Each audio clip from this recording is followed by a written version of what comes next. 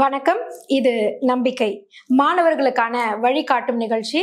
இன்றைக்கு இந்த பகுதியில் நம்ம பார்க்க இருப்பது ஆஸ்ட்ராய்ட்ஸ் என்று சொல்லக்கூடிய குறுங்கோள்கள், காமெட்ஸ் என்று சொல்லக்கூடிய வால் நட்சத்திரம், மீட்டராய்ட்ஸ் என்று சொல்லக்கூடிய எரி நட்சத்திரங்கள், இவற்றை பற்றிய விவரங்களை நாம் தெளிவாக தெரிந்து கொள்ள இருக்கின்றோம். இவற்றை பற்றி விளக்குவதற்காக நம்மிடையே மூத்த பத்திரிகையாளர் திருஞானம் ஐயா அவர்கள் காத்திருக்கின்றார். வணக்கம் சார். வணக்கம் மார்த்தி. நம்ம ஆஸ்ட்ராய்ட்ஸ், காமெட்ஸ், மீட்டியர்ஸ் அப்படின்னு சொல்றோம்.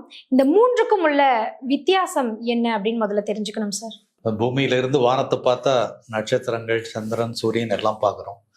அதே மாதிரி இரவில் பூமியை நோக்கி வரக்கூடிய விண்கற்கள், விண்பாறைகள் இவையும் இருக்கு.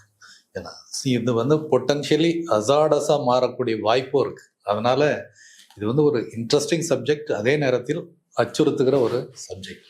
அதனால இதை பற்றி விரிவாக தெரிந்து கொள்வது அவசியம். 3 விஷயங்கள் சொன்னோம். First asteroids.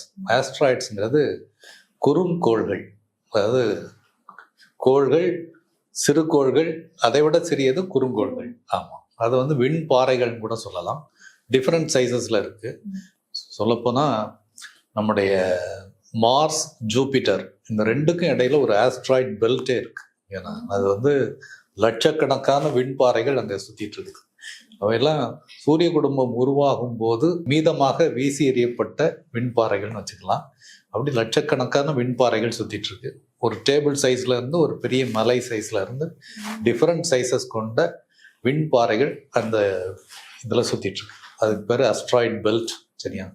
ஸோ இது விண்பாறைகள். அதே மாதிரி காமெட்ஸ் என்பது வால் நட்சத்திரங்கள்.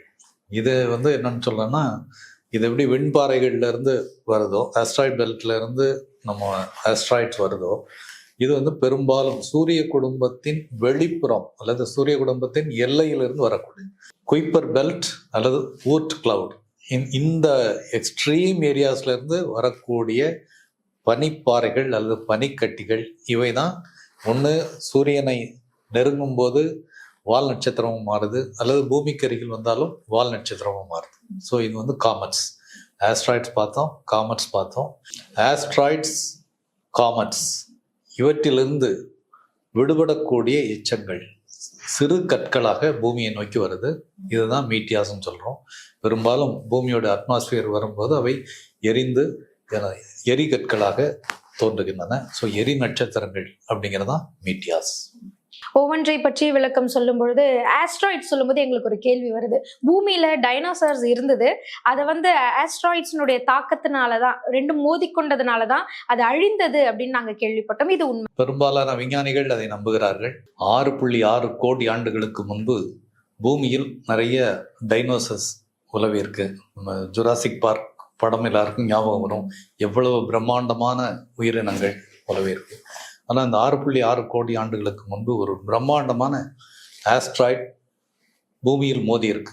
குறிப்பாக நார்த் அமெரிக்காவோட தென்பகுதியில் உள்ள மெக்சிகோ நாட்டில் சிக்சுலாப் அப்படிங்கிற இடத்துல அந்த பெரிய ஆஸ்ட்ராய்ட் மோதி இருக்கு. அது எவ்வளோ பெருசுன்னா 10 கிலோமீட்டர் அகலம் உள்ள ஒரு பிரம்மாண்டமான ஆஸ்ட்ராய்ட். அது மோதியதில் ஒரு மிகப்பெரிய புழுதி புயல், தீ, காட்டுத்தீ, சுனாமி எல்லாம் ஏற்பட்டது. அது மட்டும் இல்லை, அந்த புழுதி புயலால் பூமி முழுக்க இருண்டு போனது அப்படின்னு சொல்கிறாங்க. ஸோ அவ்வளோ பெரிய இம்பேக்ட் உருவாக்கிய அந்த சிக்சுலாப் இம்பேக்டில் தான் டைனோசர்ஸ் அழிந்து போனதாக விஞ்ஞானிகள் கணக்கிட்டிருக்கிறாங்க. அது உண்மையாக இருக்க வாய்ப்பு இருக்குது. சில டிஸ்பியூட்ஸும் இருக்குது. பூமியில் டைனோசர்ஸ் அழிந்ததற்கு ஒரு மிக முக்கிய காரணமாக இந்த சிக்சுலாப் ஆஸ்ட்ராய்டு இம்பேக்ட் கருதப்படுது. ஸோ ஆஸ்ட்ராய்ட்ஸ் இனி பூமியை மோதுவதற்கான வாய்ப்புகள் இருக்கா? மோதுச்சுன்னா என்ன மாதிரியான விளைவுகள் ஏற்படும்? ஆஸ்ட்ராய்ட்ஸ் பூமியில் மோதுவதுங்கிறது ஒரு ரேர் வாய்ப்பு தான். ஏன்னா நான் சொன்னேன் உங்களுக்கு, ஆஸ்ட்ராய்ட் பெல்ட், மார்ஸுக்கும் ஜூபிட்டருக்கும் இடையில ஒரு பெரிய பெல்ட் இருக்குது. அங்கே தான் இந்த விண்பாறைகள் சுற்றிட்டு இருக்கு. இந்த விண்பாறைகள் அது ரெகுலர் ஆர்பிட்ல இருந்து விலகும் போது பெரும்பாலும் என்ன பண்ணுதுன்னா, ஜூபிட்டர் அதை அதனுடைய கிராவிட்டினால அட்ராக்ட் பண்ணி அழிச்சிருது. அதனால பூமியை நோக்கி வருவதற்கான வாய்ப்புகள் மிக மிக குறைவு.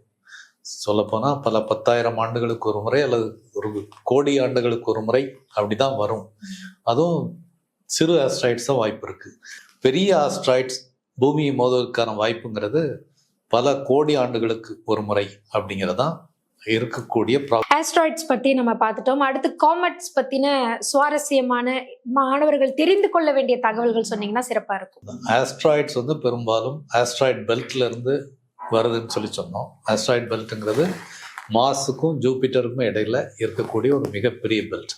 சொல்லப்போனால் 8 கோள்களில் முதல் 4 டெரஸ்ட்ரியல் பிளானட்ஸ், அடுத்த 4 கேஸ் ஜெயண்ட்ஸ். இந்த ரெண்டுக்கும் இடையிலான எல்லை பகுதியில் தான் அந்த ஆஸ்ட்ராய்ட் பெல்ட்டுங்கிறது இருக்குது. அங்கேருந்து ஆஸ்ட்ராய்ட்ஸ் வருது.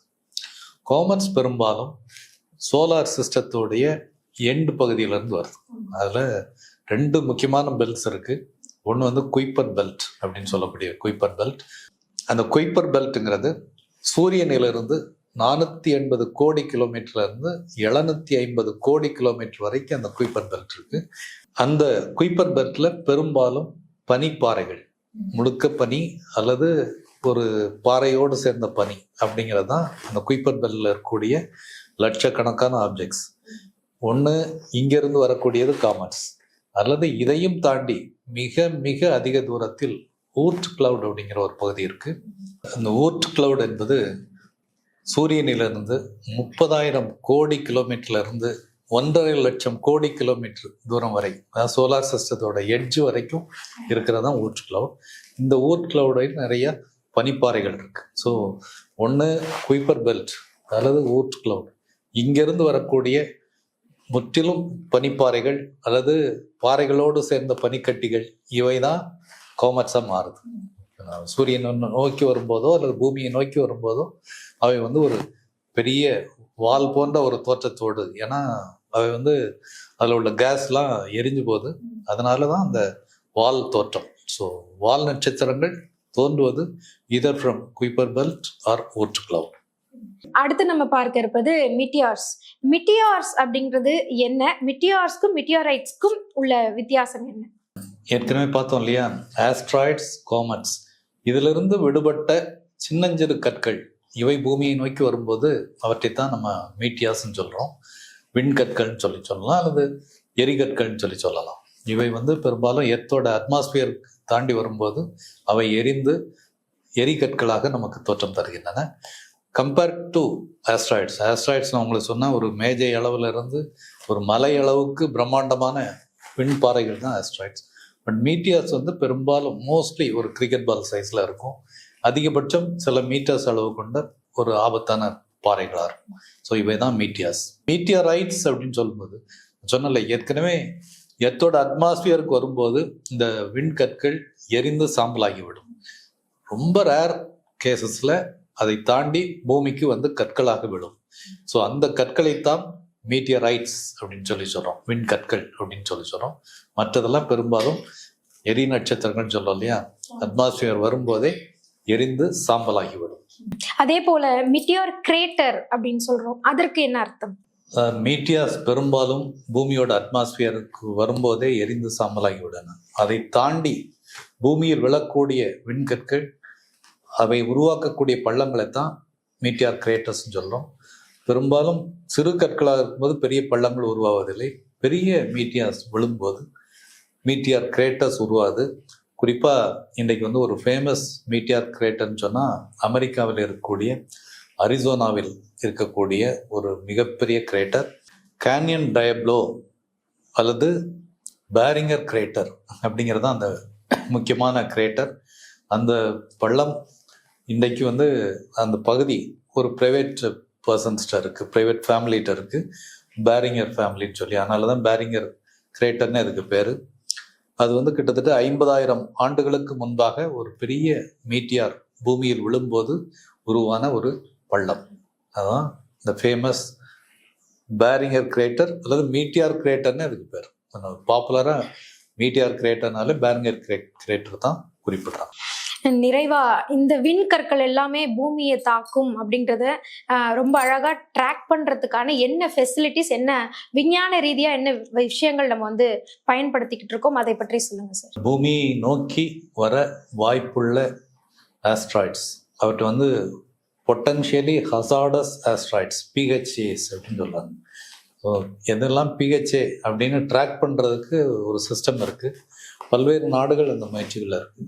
குறிப்பாக அமெரிக்காவினுடைய நியர் எர்த் ஆப்ஜெக்ட் ப்ரோக்ராம் அப்படிங்கிற ப்ரோக்ராம் வந்து இந்த மாதிரி பிஹெச்எஸ் எங்கே இருக்குது, எப்போ தாக்க வாய்ப்பு இருக்குது அப்படிங்கிறதெல்லாம் நோட் பண்ணுது. அதே மாதிரி சிலி நாட்டில் இந்த ரூபின் அப்சர்வேட்டரி, அதுவும் பிஹெச்எஸ் ஸ்டடி பண்ணுறதே அதனுடைய பிரைமரி அப்ஜெக்டிவாக இருக்குது. அதே மாதிரி the space guard foundation Japan அப்படிங்கிற ஒரு அசோசியேஷனும் இந்த மாதிரி பொட்டன்ஷியலி ஹசார்டஸ் ஆஸ்ட்ராய்ட்ஸ் எவை பூமியை தாக்க எப்போது வாய்ப்பு இருக்குது அப்படிங்கிறதெல்லாம் ட்ராக் பண்ணிட்டு இருக்காங்க. பொதுவாக இப்போதைக்கு குறைந்தபட்சம் ஒரு 100 ஆண்டுகளுக்கு எந்த தாக்குதலுக்கும் வாய்ப்பு இல்லை அப்படிங்கிறதான் இதுவரை உள்ள ஆய்வு. பட் இந்த அப்சர்வேஷன் ட்ராக்கிங் தொடர்ந்து நடந்துட்டு இருக்கு. ஸோ சூரிய குடும்பம் மட்டும் இல்லாமல் இந்த குறுங்கோள்கள், எரி நட்சத்திரம், வால் நட்சத்திரம் இவற்றை பற்றியும் விளக்கமாக சொன்னீங்க. மிக்க நன்றி சார். நன்றி ஆர்த்தி.